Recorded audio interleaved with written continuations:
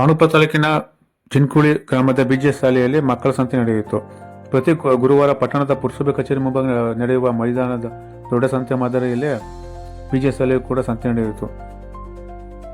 ಆದಿಚುಂಚನಗಿರಿ ಟ್ರಸ್ಟ್ನ ಬಿಜಿಎಸ್ ಶಿಕ್ಷಣ ಸಂಸ್ಥೆ ಎಂ.ಗಿರಿ ಸಾಕ ಮಠದ ಚಿನ್ಕುಳಿ ಬಿಜಿಎಸ್ ಶಾಲಾ ಆವರಣದಲ್ಲಿ ಮಕ್ಕಳ ದಿನಾಚರಣೆ ಪ್ರಯುಕ್ತ ಆಯೋಜಿಸಲಾಗಿದ್ದ ಮಕ್ಕಳ ಸಂತೆ.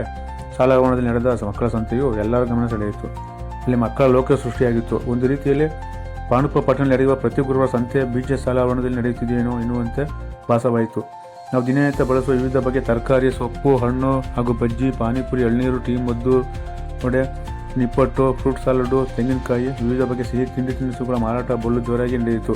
ಪ್ರಿ-ಕೆಜಿ ಹಿಡಿದು 10ನೇ ತರಗತಿವರೆಗಿನ ಮಕ್ಕಳು ಸಂತೆಯ ವಾತಾವರಣ ಸೃಷ್ಟಿ ಮಾಡಿದ್ದರು. ಬನ್ನಿ ಅಣ್ಣ, ಅಕ್ಕ, ತರಕಾರಿ ತಗೊಳ್ಳಿ, 10 ರೂಪಾಯಿ ಗುಡ್ಡೆ, ತಾಜಾ ತರಕಾರಿ ಬನ್ನಿ ಮನೆಗೆ ತಗೊಂಡು ಹೋಗಿ ಇನ್ನು ಮಾಮೂಲಿ ವ್ಯಾಪಾರಗಳಂತೆ ವ್ಯಾಪಾರ ಮಾಡುವ ಮೂಲಕ ತಮ್ಮ ಕೌಶಲ್ಯತೆಯನ್ನು ಮಕ್ಕಳು ಮೆರೆದರು.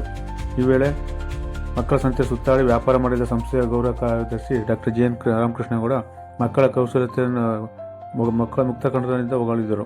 ಈ ವೇಳೆ ಚಿನ್ಕುಳಿ ಕೃಷಿ ಪತ್ತಿನ ಸಹಕಾರ ಸಂಘದ ಅಧ್ಯಕ್ಷ ಸಿ.ಎಸ್. ಗೋಪಾಲ್ಗೌಡ, ಗ್ರಾಪಂ ಅಧ್ಯಕ್ಷೆ ಧನಲಕ್ಷ್ಮಿ, ಮಾಜಿ ಸದಸ್ಯ ಮೈಕ್ ಮಾದೇವ್, ಟಿಎಪಿಎಸ್ಎಂಎಸ್ ಮಾಜಿ ಅಧ್ಯಕ್ಷ ರಾಮಕೃಷ್ಣಗೌಡ, ಕಿಸಾನ್ ಕಾಂಗ್ರೆಸ್ ಅಧ್ಯಕ್ಷ ಸಿ.ಆರ್. ರಮೇಶ್ ಸೇರಿದಂತೆ ಹಲವರು ಉಪಸ್ಥಿತರಿದ್ದರು.